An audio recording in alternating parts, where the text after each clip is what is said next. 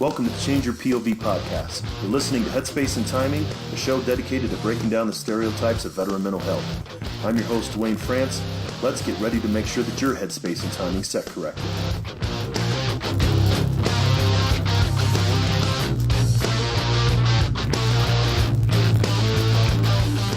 Hey everybody, welcome to Headspace and Timing. If this is your first time listening, then thanks for checking us out. As many of you who serve know, the M2 machine gun, the 50 cal, is one of the greatest weapons in the military's arsenal. The weapon's headspace and timing isn't set right, however, it's just a huge chunk of metal. Veterans can be rendered inoperable if their headspace and timing's not set correctly either. That's my mission here, to raise awareness about veteran mental health and reduce the stigma against seeking support. Each week we'll talk about different aspects of veteran mental health and interview mental health professionals that are working with veterans, service members, and their families around the country.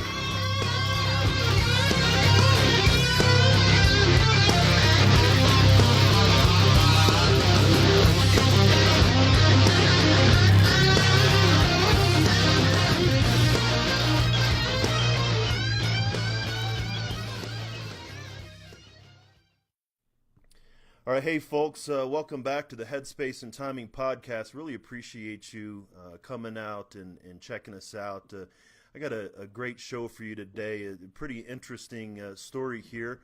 I've got Doc Todd on, and some of you might have seen some of the press that he's been receiving lately, but you know that we usually have people on here, mental health professionals, talking about veteran mental health and sort of how veterans can access it. And Doc's going to be talking a little bit about something different from a practitioner and of medicine, of combat medicine, really, and how to get the word out. The struggle is real, found a feast and lost a soul. Eventually my drinking, it got out of control. There in darkness I roam, struggling to find home. See, suddenly death didn't feel so alone. 22 a day, destination unknown. It could have been avoided if you picked up the phone, but now you're gone, so I guess all we get is the tone. Nothing but bone weeds, overgrown, pushing up stones. I've triumphed over enemies, co-created enemies, broke out facilities that tried to put an end to me. R.I.P. I'd rather grind in tranquility. Authentic tendency, embrace my ability. So, Doc, thanks for joining us today. Yeah, man, thanks for having me. I appreciate it. Yeah, absolutely. So I guess I'd like to start out to hear a little bit about your story, your military background, and we'll just go from there. Yeah, so I was a Navy corpsman, a.k.a. Doc. I was attached to 2nd Battalion, 8th Marines Echo Company out of Camp Lejeune. Spent the majority of my career with them. I did do some time with some Navy Special Warfare attachments, and deployed in Afghanistan in 2009 as part of Operation Kunjari, which was this past June for Strike at the Sword. But really, we were the initial invasion, as you will, from a battalion or MEB level, like troop insertion into Afghanistan. Obviously, we had special forces there prior to that, but really part of that change in direction away from Iraq and towards Afghanistan. It was the largest helo-borne insertion of Marines since Vietnam, and we got in there in the Helmand River Valley and tried to make some things happen.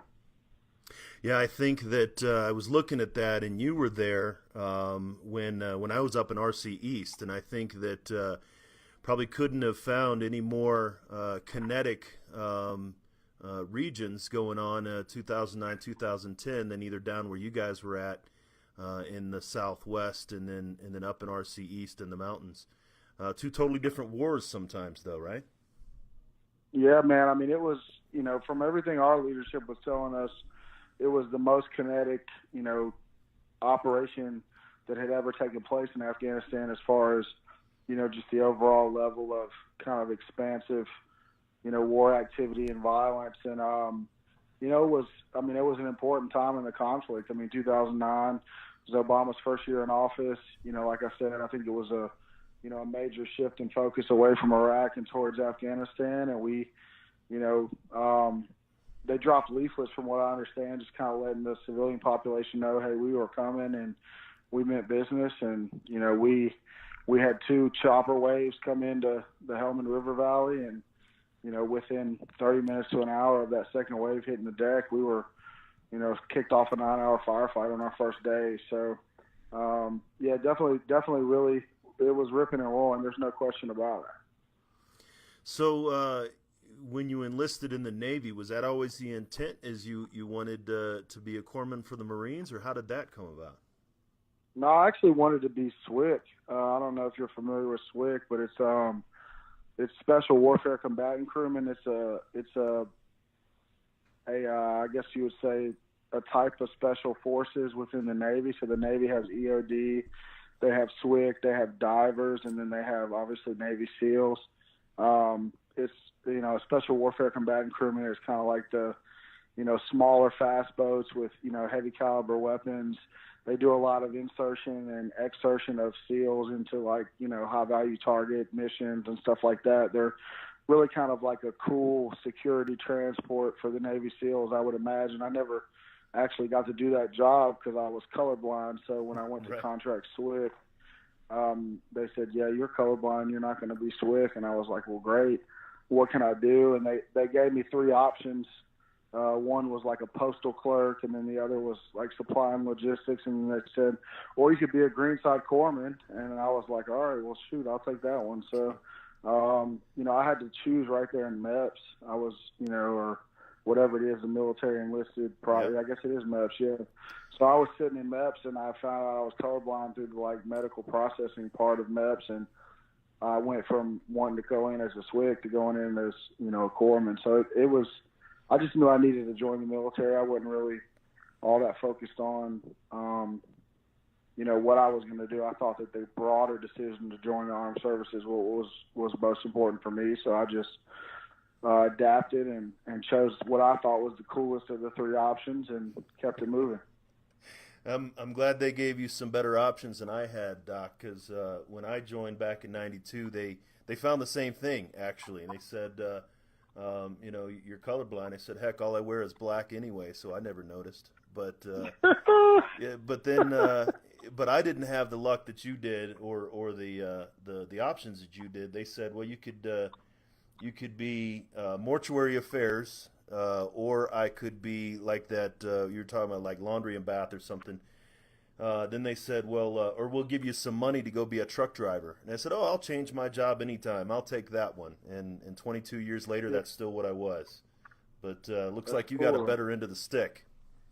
I don't know, man. It all depends. Like I talk to people all the time about their military service, and I was like, really, we're too hard on each other sometimes about like what MOS you had or like what conflict you were involved in. It's like everybody's trying to, measure themselves against other people, and they say that comparison is the biggest killer of joy anyway. And I found a lot of truth to that in my life. Like, I ended up in one of the most violent operations in Afghanistan, but it's not something that I set out to do. It's not something that I had a whole lot of control over.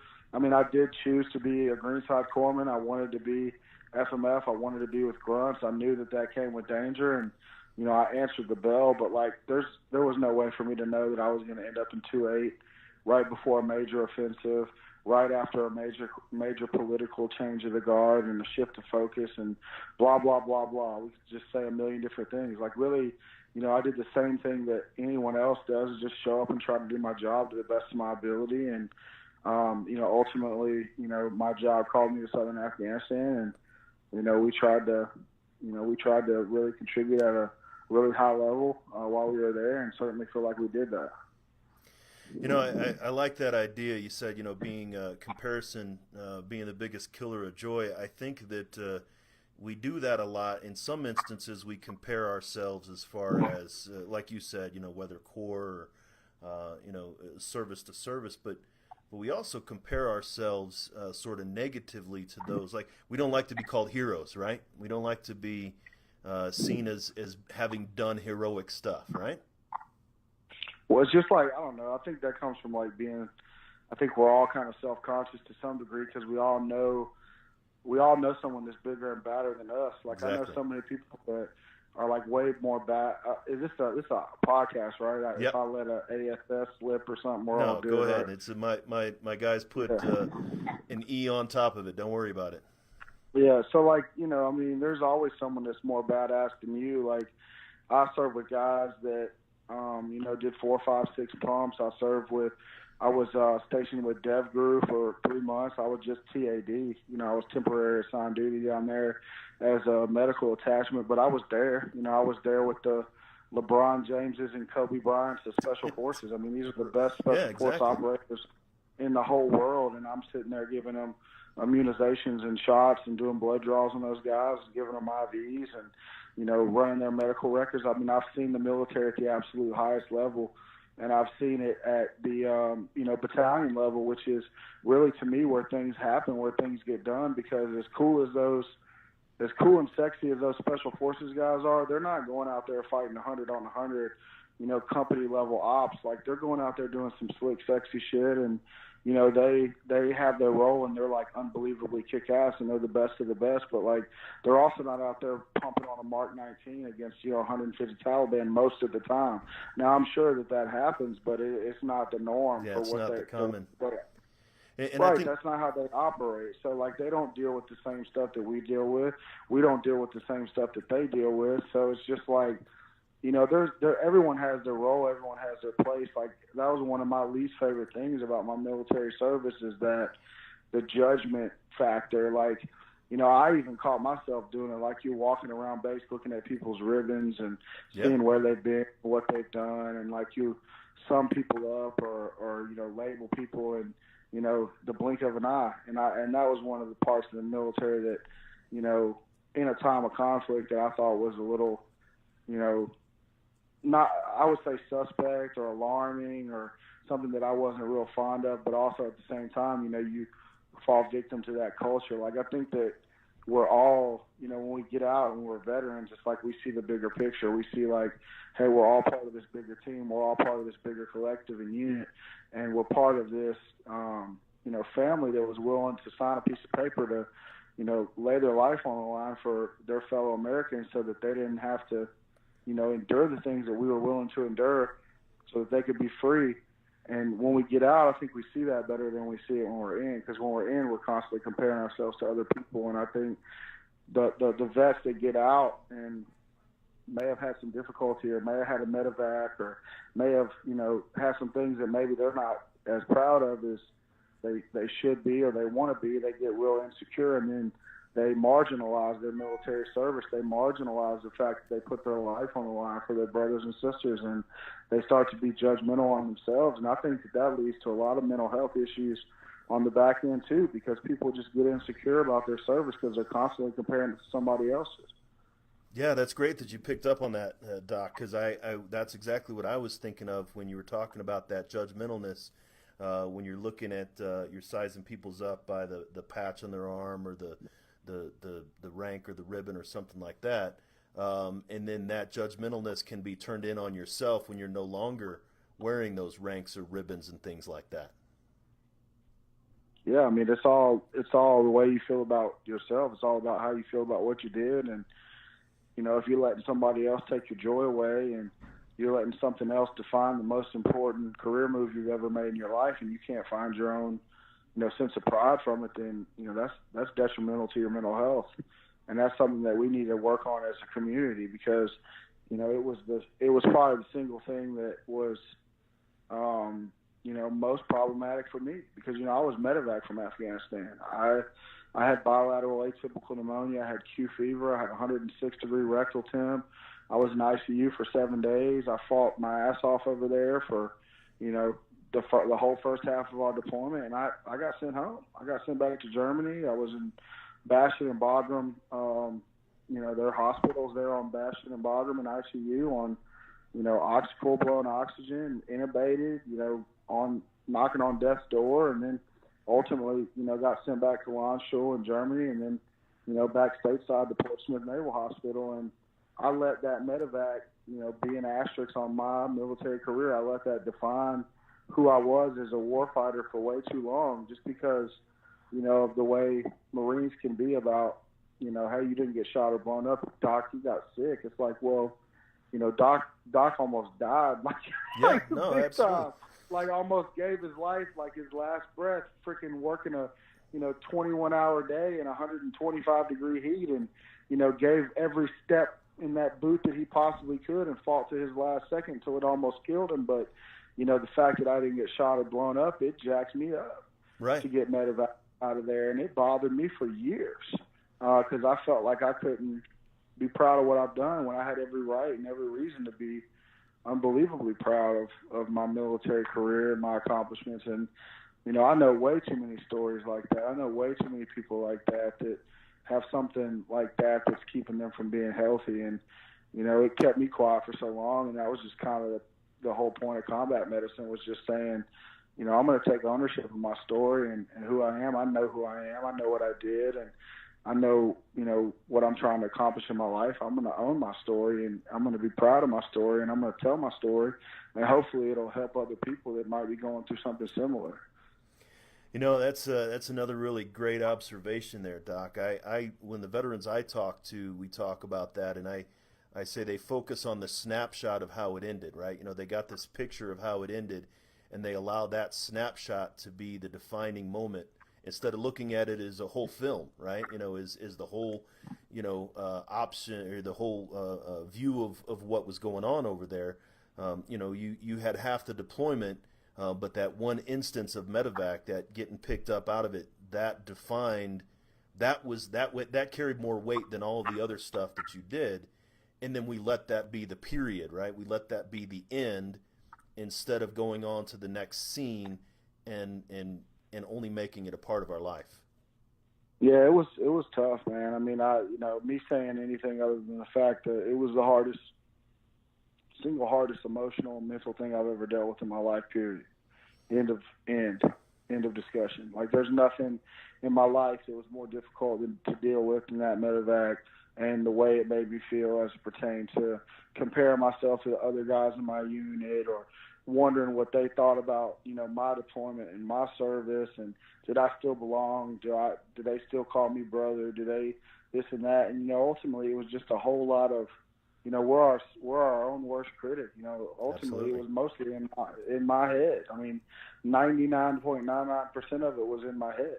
I mean, and it's just like with anything, we've got this book coming out. We've got an album that just came out. It's a nationally acclaimed album. There's going to be one or two people that hate on it, right? Like, there was maybe one or two people in a battalion of 1,200 people that had something to say about me getting pneumonia, but the truth of the matter is that 1,198 of them knew I was a beast and knew I was a hell of a doc and respected what I did over there and wished me the best and hoped that I healed well and that I survived, which I, thankfully I did, because I was really close to dying. And, but I let, it's what happens when you let, the thoughts of other people define your happiness, or define the way that you feel about yourself. You just, you can't live that way. And, that was, for me, that's what I struggle with. And, I picked dead bodies up off the street, and, I had my roommate get killed in the first day. And, we've had 14 guys in our battalion get killed. 3 guys have committed suicide in my platoon since being home. I mean, I've seen what, OEF and OIF has to offer.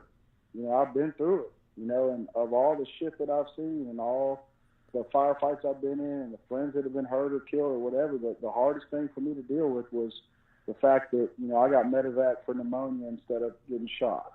And, that's just so stupid when you really look at it.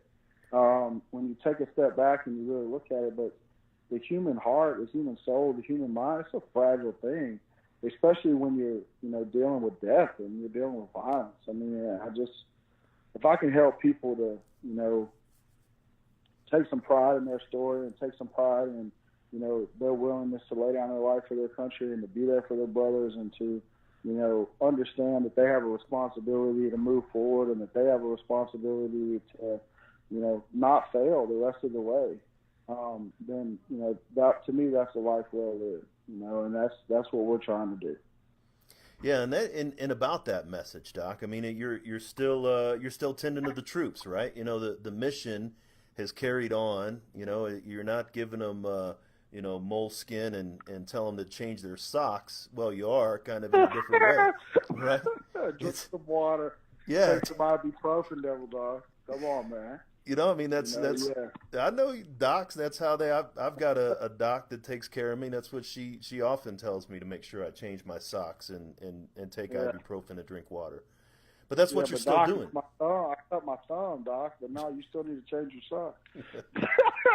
Yeah, like, I mean, no, it's the same mission, right? I mean, it's the same mission. It's just a different platform. I think, you know, I have the potential and the capacity to save a lot more lives doing what I'm doing now than I ever did on the battlefield in Afghanistan. And you know, it's just, you know, the mission hadn't changed. You know, I'm still trying to take care of, you know, my Marines, but at the same time, I'm trying to take care of all branches of service now, in the sense of, if I can offer them any kind of hope or any kind of vision for their future, that's all I'm trying to do. But it's not about me. I'm just a conduit for the information, because, you know, there's so many people out there in the veteran space that aren't telling the truth.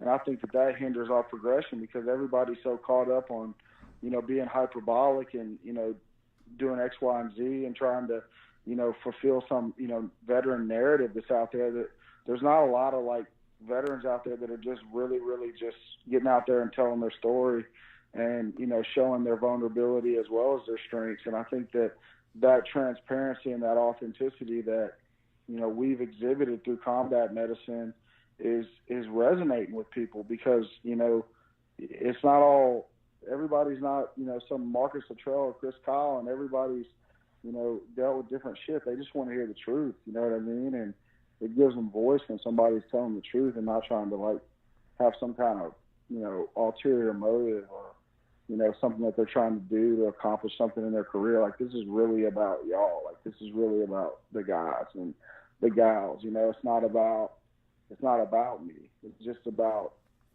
having this certain little ability that I've been blessed with in music, and trying to utilize that as a platform to tell other people's story. And that, you know, you said it took you a couple of years, though, to get the message out there. What was it that finally that made you decide that you wanted to get this message? And you say it's not about you, but to really, in some ways, I guess, help you personally to be able to get this message out there. Yeah, it was definitely cathartic. Like, there's no question about it. Like, and the funny thing is, you know, and I'm not gonna lie to you now, like, I'm hurting more mentally right now than I have been in years. And to answer your first question, what made me go record combat medicine and do that record was, I had, you know, turned around my life. I had kind of compartmentalized everything that happened over my military career, which really worked for me. And everybody says, don't compartmentalize the crap you went through over there. Get it out, deal with it, blah, blah, blah. And every time I tried to get it out and deal with it, I just got less and less mentally healthy. I was just it was more and more a problem. Every time I tried to address the issues in my mental health, it's like I got less and less healthy. So I said, you know what, screw it. I'm just going to compartmentalize it. I'm going to get up and I'm going to move on with my life. And I did that, you know, and I went to school on the GI Bill, and I was working at Piedmont Hospital, and I kind of put that stuff in, tucked it away in the side drawer or whatever you want to say. And I messed around and, you know, graduated second in my class at Georgia State, and I was a salutatorian, studied economics and public policy. I went and got a job in wealth management. I got married. I had 2 kids. I was, you know, an up-and-coming, you know, person in the financial planning industry. I was, you know, getting the accolades and stuff there, and I was really, really doing well. And, you know, 3 of the guys from Echo Company, from Weapons Platoon, had either died, you know, due to overdose or suicide. It just probably depends on who you talk to. But, you know, 3 guys from the Weapons Platoon that I was in had, you know, committed suicide since we got home. And I had, as part of what I did in wealth management, I did, you know, brokerage products and investment products and retirement planning. But I also did, and, you know, institutional grade fixed income. But I also did insurance as well. And there was a former NFL player, I won't say his name, who was a wealth management client of mine, and he had $50,000 of life insurance when I met him. He had 4 kids and he was married. And I said, buddy, you need a lot more life insurance than what you got. And I said, you know, we can just put a bunch of term insurance in place. We need to get something in place because you just don't have anywhere near enough, just to be candid with you. And we put, you know, $1.75 million of coverage in place 6 days before he died. I put that coverage in place on December 23rd. He died on December 29th, 2016. And I went up to Philadelphia for the funeral and to pay my respects to his widow and, you know, deliver the check, deliver the death claim check. And something about that city, man, something about Philadelphia something about the grit there and the way that it moves and the way that it breathes and the way that it feels. And it just, I was a hip hop artist my whole life growing up out, not when I was a little kid, but like my teenage years to, my lower 30s. What I'm 32 now, I was probably 31 when that happened. And, in the midst of compartmentalizing the things that I dealt with in Afghanistan, in the midst of, moving on and trying to be a quote unquote like white collar professional and take care of my family, I forgot who I was. I forgot that, I'm a gritty ass from South Memphis rapping white boy. Yeah. And, right. something of a war fighter too. And, something about going to Philadelphia reminded me who I was. That city just literally lit me on fire. And, if you hear a beep, that's my mom trying to come in on this call, but I'm going to just let it. There's no decline button for some reason, but you might That's hear all right. a beep. Don't worry about it. If Mom comes in, we could talk to her too. It'll be all right. Yeah, moms always call it really bad times, but like, that's what they do. But like Philadelphia, I mean, that trip changed my life. I had always wanted to go there. I'm kind of a fat boy at heart. Like, I'm all about some Philly cheesesteaks. Yeah. I'm all about the American history of that city. And just something about that city just reminded me that, I don't have to try to be somebody that I'm not. Like, I don't have to try to, be what the world is telling me I should be. Like, put on a suit and a tie every day and, go do X, Y, and Z. And here I am doing the most important thing that I'll ever do in, this financial planning career. And it wasn't enough for me. It wasn't enough for me to go drop this check off. It wasn't enough for me to, support this guy's family. Like, I was like, I got family that I'm not taking care of from my last job. I need to try to help them. And, something about Philly, man, it just lit me on fire. And I called my brother. I was in, I think it's called Rittenhouse Square, and I was walking around Rittenhouse, and it was snowing. It was probably the one time it snowed in Philly this winter, is what he said. And I called my brother Logan, who's a professional musician down in Nashville, and I said, man, we're cutting a record, and we're going to call it Combat Medicine. And he said, hell yeah, let's do it. And, I left my job a couple months later, and, I did all the pre-production for the record, and we went down to Nashville and we put it together. And, you've seen what's happened since. And we got CNN this week. We've had NPR, CBS, the cover of Stars and Stripes. We've, had a lot of great things happen. And it's resonating with a lot of people because, we want to get this number down. We want to get these suicide numbers down. We want to empower people's lives and, help them try to, understand what they've been through, I guess, and just help, I guess. I mean, just to keep it simple. It's something, and it's good that you touched on that. You said, by any measure of success, you were successful. By anyone would externally, like you said, white collar, and you've got the clients and you've got the accolades and stuff like that. But that wasn't meaningful or purposeful to you. It wasn't satisfying to you. That's something I hear from a lot of veterans that I work with. I'm sure that you get the same thing, is they just don't feel like they have the same purpose that they had when they were in the military. Yeah, no, there's a song on the record about that called I Disappear. And, one of the biggest challenges for me coming back from Afghanistan is this idea that, feeling like the most important and most relevant days in my life professionally are behind me. And, that's a hell of a, now I was a little bit older, I was 27-ish, 28-ish, I guess, maybe. That sounds about right. Maybe 26, but I think I was 27, 28 when I got out. And, and there's a lot of guys that are 23 that are wrestling with that question. Like, am I ever, like, they want to get out and they want to go get their education and they want to do something different. They want to move forward in their life, and they're sitting here in their early 20s asking themselves if they're ever going to do anything that has as much value as what they just got done doing. That's a really terrible question to be asking yourself in your early 20s. If I'm ever going to do anything that's going to measure up to what I've already done. And I mean, that's a real emotion. People go through that emotion. Like, so that's something that we need to articulate. That's something that we need to talk about. Like, especially if your values point you to a place where you say, hey, we put this on, the highest level of respect and esteem to fight for your country. But yes, the way you look at it, maybe what you do moving forward is not as important to that from a day in and day out perspective, but you being a great father, you being a great man, you being a great husband, you being a productive member of society, you inspiring and leading other people, those things are as important as fighting the Taliban. Those things are arguably like more important than fighting the Taliban. So, you know, you got to find meaning in what you do moving forward, and it doesn't necessarily have to be your occupation. You know, you just have to reattach meanings and importance in your life and not devalue, you know, these 60 years that you've got out in front of you because you happen to do something, you know, that was just of the utmost importance early in your adult life, you know. So we don't articulate that enough. We don't talk about that enough. That's something people need to talk about. They need to talk about it with each other. They need to talk about it with their wife and with their family. And, you know, hey, this is what I'm feeling. That's a normal feeling. I felt that feeling. Like, am I ever going to do anything that measures up to fighting in southern Afghanistan in 2009? In some ways, no. But that's okay. Yeah. And in other ways, yeah, absolutely I will. You know?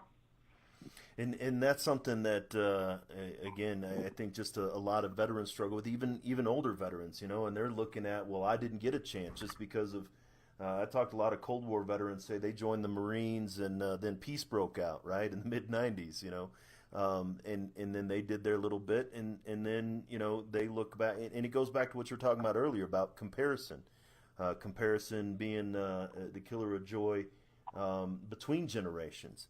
You know, I heard a story one time. What are those guys supposed to do? Like, I've heard that so many times too, man. Like, while I was in during peacetime, and they cower when they talk to me about military stuff because they didn't fight in a war. And it's like, bro, like, I mean, how the hell are you supposed to control what years you were in? Like, exactly. And I understand that they're trying to be reverent and they're trying to show respect, but they have to also realize, you know, the negative self-image that they're portraying when they do that, and that they're demeaning their own service by doing that. And it's not that they went through the same thing that I did or did the same thing that I did, but they sure as hell didn't do anything wrong by happening to be in the military when there wasn't a conflict. I mean, you know, that's just, I've seen more people, you know, feel a type of way about that than I would care to count. And I just think it's, you know, it's unnecessary. It's unfortunate, but it comes from the military culture. I mean, I know it permeates the Marine Corps. I don't know about the other branches, but like the Marine Corps is all about like POG versus not POG, combat action ribbon versus not combat action ribbon, how many pumps versus how many pumps. Like, it's a constant, like, you know what measuring contest with those guys. And it's counterproductive to people's mental health. And I get it when you're in the mix and when you're in the fight and when you're on active duty, but shit, when we come home, and people got to drop that. That's just ridiculous. Some of that stuff is just ridiculous. And, you know, it's just the culture of the Marine Corps. And I guess it's just the culture of a lot of different, you know, branches of services and MOSs. But, you know, people don't know. Like, I didn't know when I joined the Navy what I was going to do. I wanted to be SWIC because it seemed cool to me. I was a kid. Well, you didn't know, right? You had no clue. Yeah. Like, yeah, sure, like, this boat goes 100 miles an hour and it's got a 50 cal on it. You get to drive SEALs around. It's like, that sounds pretty damn cool. Let's do that. You know, but I probably would have saw way less combat as a special warfare combatant crewman than I would have as a corpsman. I didn't know that. I figured that if I was SWIC, I'd be doing all kind of crazy stuff. But, I mean, when's the last time you heard about some SWIC guy in the news doing some heroic shit? I'm just being real. Nothing against SWIC. Right. But, I mean, like, when's the last time you heard about that? I'm sure it happens, but I hadn't heard about it. You know what I mean? So it's like my perceptions were so far off of reality anyway. And what really happens out here. So I didn't know I was going to end up with 2-8. I didn't know I was going to have my roommate get killed on the first day. I didn't know we were going to lose 14 guys in our battalion. I didn't know we were going to have 7+ guys commit suicide since we came back. I didn't know any of that stuff. You know, I didn't even know if I would end up in the war. I joined the Navy. I mean, some people say I was a punk because I joined the Navy instead of the Marine Corps, or the you know, Navy instead of the Army. It's like, oh, if you join the Air Force, you're a punk. Like, it's just like, you know, people, it's just crazy. I mean, that kind of stuff that kind of stuff almost cost me my life, you know, and I fought in Afghanistan heroically. I dropped rounds in Afghanistan. I went on patrol in Afghanistan. I stood watch in Afghanistan. I fired my weapon in Afghanistan. I treated, you know, combat casualties in Afghanistan. I did all that stuff in Afghanistan, and that mentality, that mindset almost cost me my life because I was so worried about what other people thought about my service. And, you know, I don't know. I don't really know any other way to put it than that. And we all deal with it. I hear about it all the time. I still hear about it all the time. Now, and the difference, I think, what you're doing, Doc, is you're talking about it. You're getting the message out there, and if we're not going to waste the opportunity to spread the message that we're trying to send. I heard a story one time. A colleague of mine said he was on a flight. This was a veteran, and he was on a flight, and he had seen a young Marine get on the aircraft, and he sat next to an older Marine, an older gentleman, obviously in his his late 50s or 60s, wore the Marine Corps hat, the silk satin red jacket. You know, he was all about his Marines, right? And for the whole flight, that old Marine, all he did was talk about the 3 years in his life that he spent in the Marine Corps in the early 80s with that young Marine. And my friend was like, how much more could that older Marine have spoken into that younger Marine if he would have given him the 30-year history of life after the Marine Corps, right?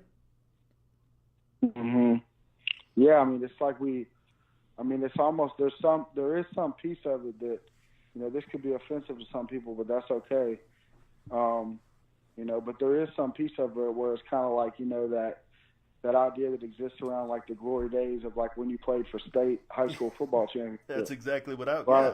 And it's like you know, it's like, well, when I was 18, you know, I was over at Brickwood and we won a state, you know, and it's like, bro, you're 40, you know what I'm saying? And it's like, you know, you don't need to be talking about winning a state championship. And now that's the Marines and the military. It's way beyond that. But there's something in that, the fabric of the way that we behave that's eerily similar in that respect. Not that those two things are comparable in their importance, but it's like no matter what the situation is, glory, pain, failure, you know, important, not important. I mean, you know, you got to live where your feet are sometimes, you know, and Nick Saban says that all the time, you know. That's why they're so successful. He has those players like, be where your feet are. Don't worry about yesterday. Don't worry about tomorrow. Worry about being the best that you can be right now, in this moment, in this second in time, and just give it what you have and be where your feet are. And I think in the military, and one of my good friends, he played for Saban, and that's why I know that he says that all the time. But, like, you know, we don't live where our feet are enough. You know, we look back too much.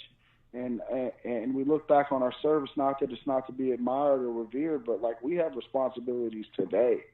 We have responsibilities, you know, for our families. We have responsibilities for our own physical and mental health. We have responsibilities to our job. And it's one thing to honor something that's very, very important and to look back on it and to reminisce and to use it as an opportunity to grow and to have it even help define and shape the rest of our lives. Because I tell people all the time, some of the haters that get on us, they're like, oh, well, you know, you're utilizing your military service as a means to be successful. And I said, hell yeah, I am. What are you talking about? It's like, that'd be like you saying that'd be like going to Harvard and not putting it on your resume. Right. You know what I mean? Like, oh, I graduated from Harvard, but I'm not going to tell anybody. It's like that, you know, that's how important, you know, our service is, more important than that even. Like, of course you need to utilize it as a catalyst for your future success, but you also need to be focused on what you're doing today and what you hope to accomplish tomorrow and not be stuck in the past. There's a fine line between honoring the past and getting stuck in it.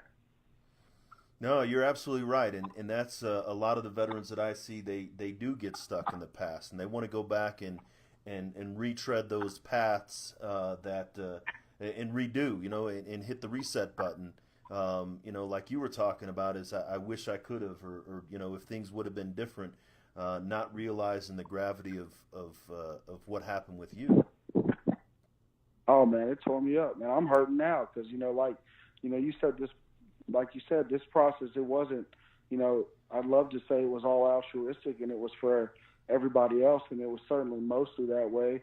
But it was also for me too. Like, I needed to get this shit out. Like, I needed to tell my story. I needed to, you know, do something creative and artistic and find a way that, you know, I could do something positive and impactful to other people that also helped me heal too. And it's like, now that I've become, a quote unquote role model or someone to look up to as it pertains to their transition or utilizing their service to do things to help other vets, like I haven't been taking care of myself. I haven't been taking care of me, and I'm getting unhealthy mentally again. And like I was talking, to our good friends last night, like my marriage is in trouble right now. And like, I've gotten to where I'm drinking a little bit again. And, because I'm not looking at taking care of myself the way that I need to, because I've been so focused on trying to help everybody else that I forgot about taking care of me.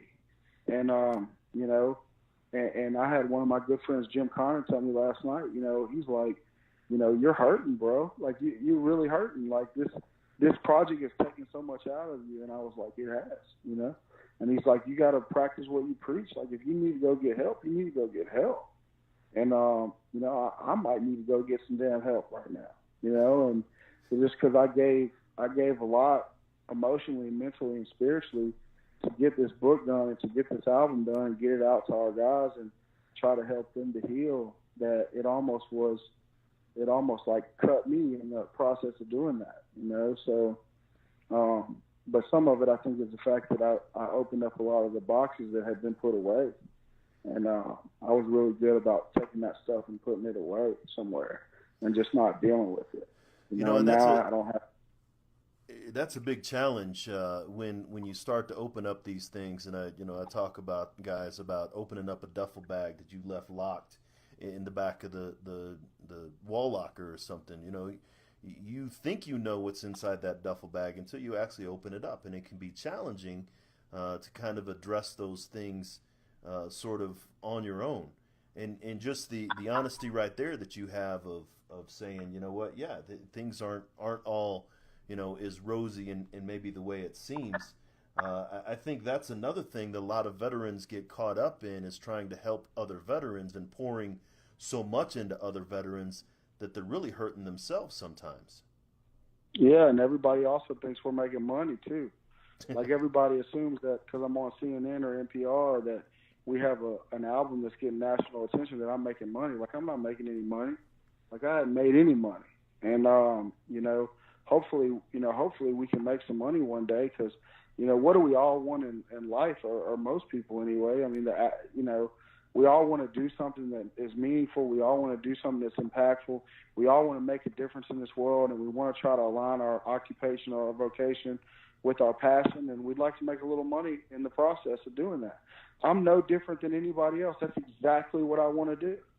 I want to do music. I want to do literature because it's, some of the things that, God has gifted me to have some ability in, and I want to utilize those platforms to help other people. And, oh, by the way, it'd be really nice if I could figure out how to make a little bit of money doing it.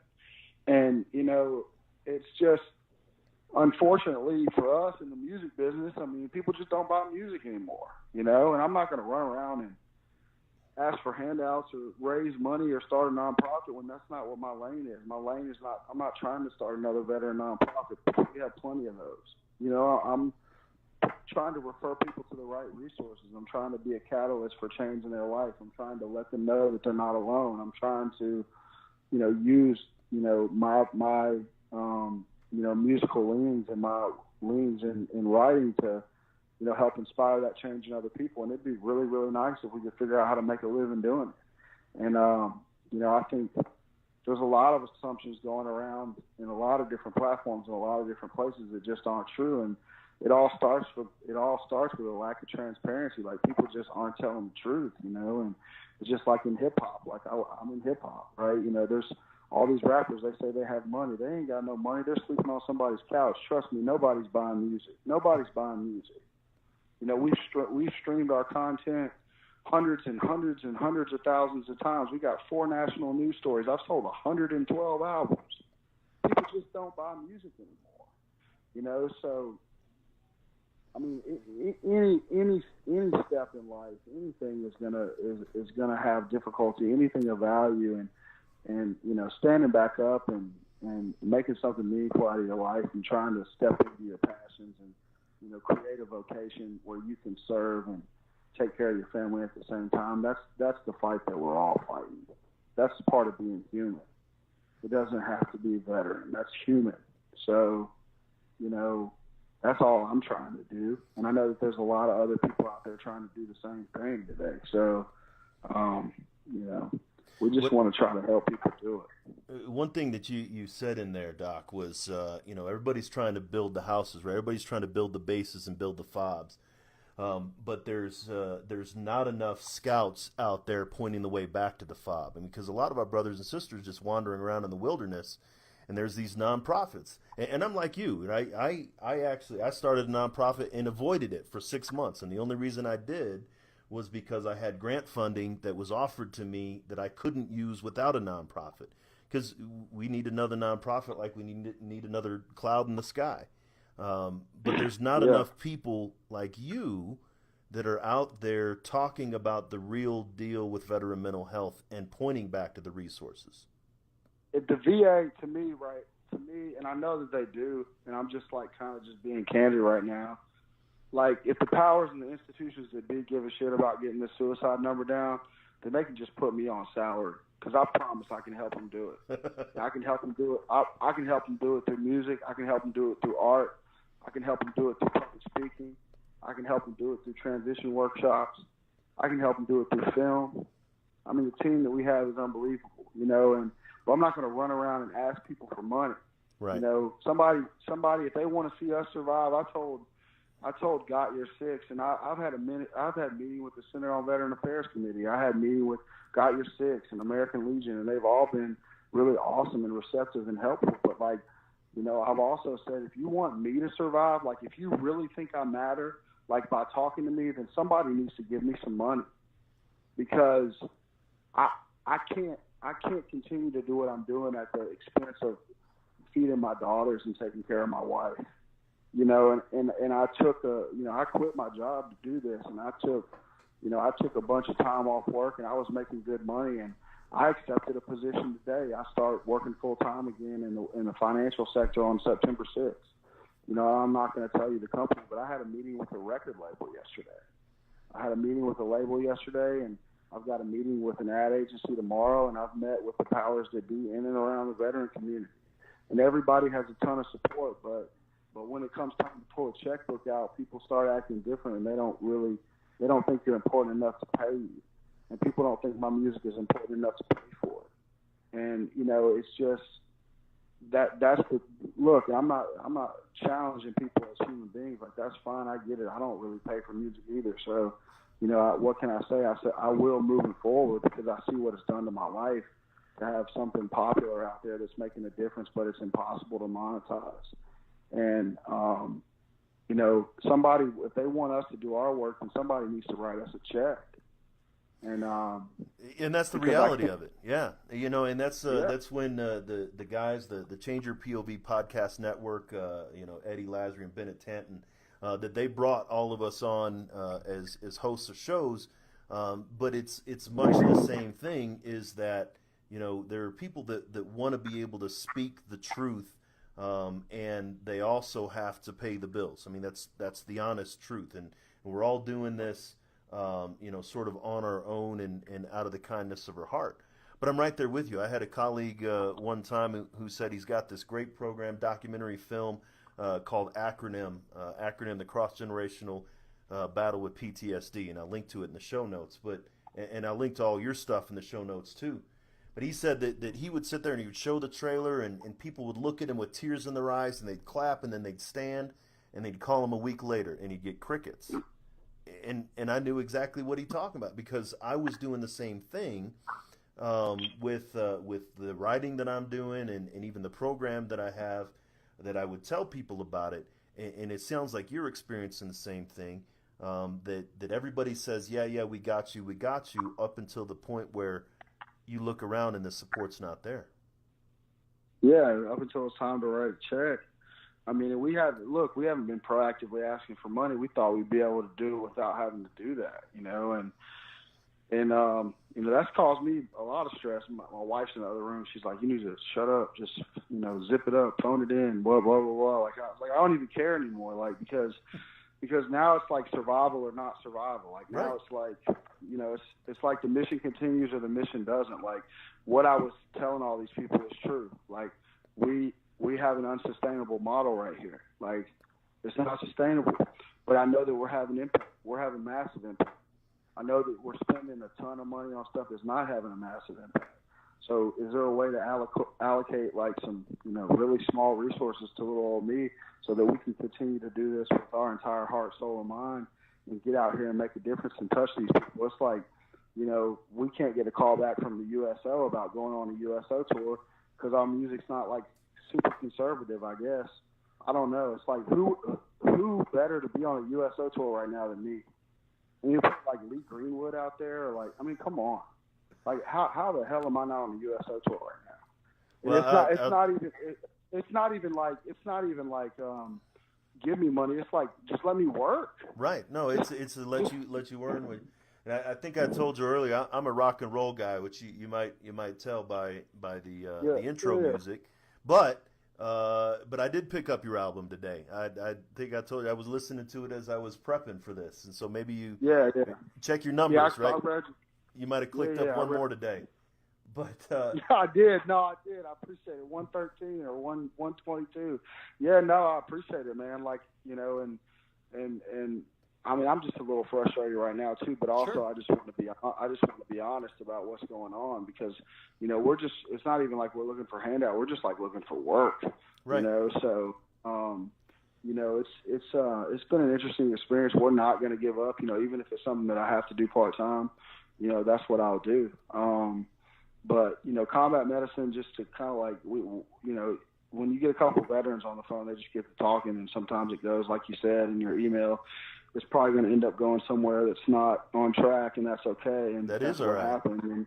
And it's this when things are, I'm going to just try to be real and authentic, but we're not going to stop doing what we're doing. We're not going to stop doing music. I've got, my idea for my next album is called Strange Pictures. We want to take in veteran art from different platforms, modern art, contemporary art, performing art. We want to take in, photography, pictures, and I want to do an album called Strange Pictures where we interpret this veteran art musically.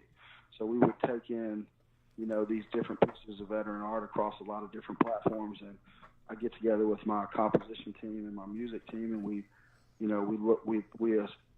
choose these pieces of veteran art, and then we translate them musically. We interpret them musically, and make the the veteran art community, make it more inclusive. Because I was looking, inward to say, hey, what is how am I going to follow up combat medicine? That was my heart on military related stuff and veteran stuff. How do I possibly follow that up and stay relevant to the people that I want to serve? And I was like, I don't need to be looking inward. I need to be looking outward. So. I'm right here, and I love you guys.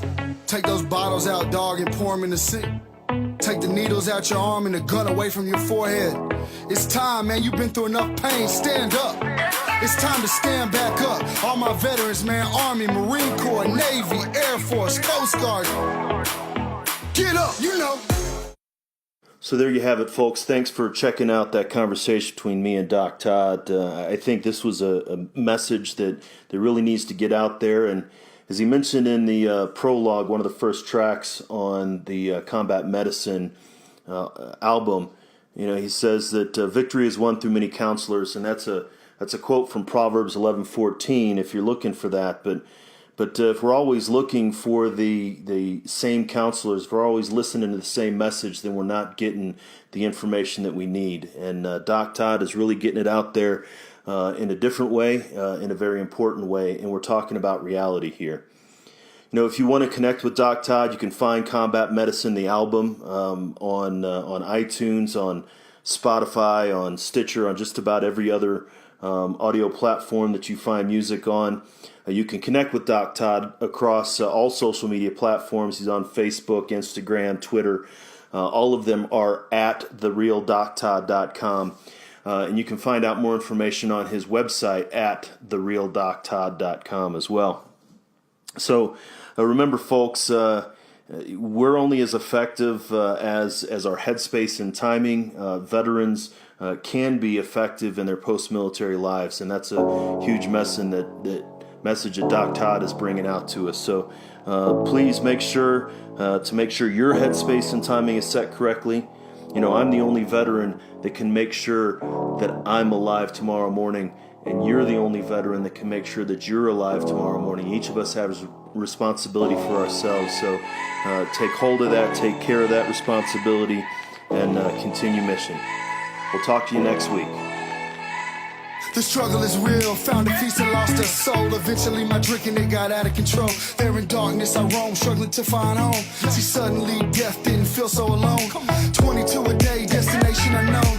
It could have been avoided if you picked up the phone, but now you're gone, so I guess all we get is the tone. Nothing but bone weeds, overgrown, pushing up stones. I've triumphed over enemies, co-created enemies, broke out facilities that tried to put an end to me. R.I.P. I'd rather grind in tranquility. Authentic Tennessee, embrace my ability.